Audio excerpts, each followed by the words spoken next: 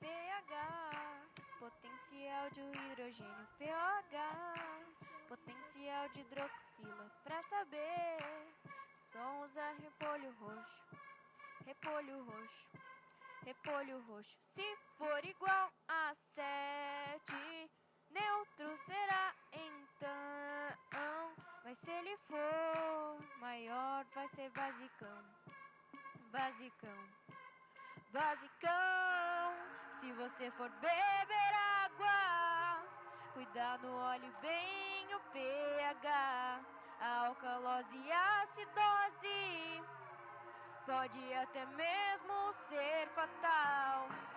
Para descobrir o pH, com log encontrará sua soma dá 14. Não vai falhar.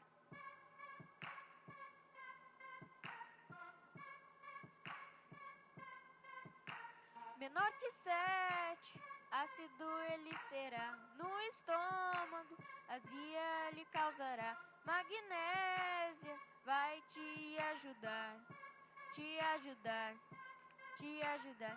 Ácido e base vira sal e água, causando hidrólise salina, fazendo a neutralização, neutralização, neutralização. Se você for beber água, cuidado, olhe bem o pH, a alcalose e a acidose pode até mesmo ser fatal. Para descobrir o pH, com log encontrará sua soma dá 14. Não vai falhar. Ácido forte, base fraca, cátion sofre, hidrólise. Cuidado pra não dar reação. Ácido e base causa neutralização. Se não ocorrer hidrólise, será ácido e base forte. A solução é neutra e o sal também. Se você usar o indicador, vai saber bem rápido. Agora vai lá e pega o repolho roxo.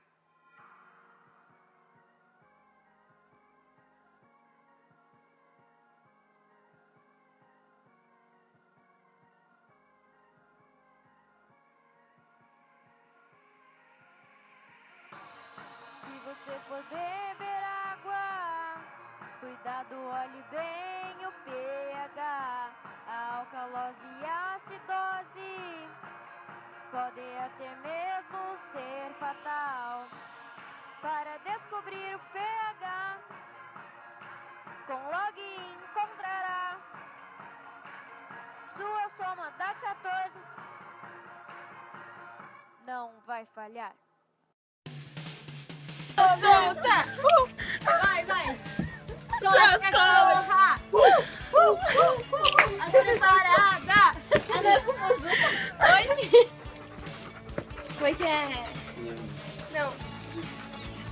Aquela do mumuzinho lá, que o mumuzinho fica dando em cima dela. Bárbara, olha aqui. Não.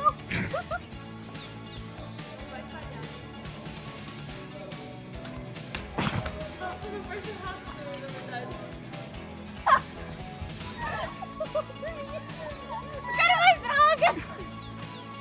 Eu não quero ser internada!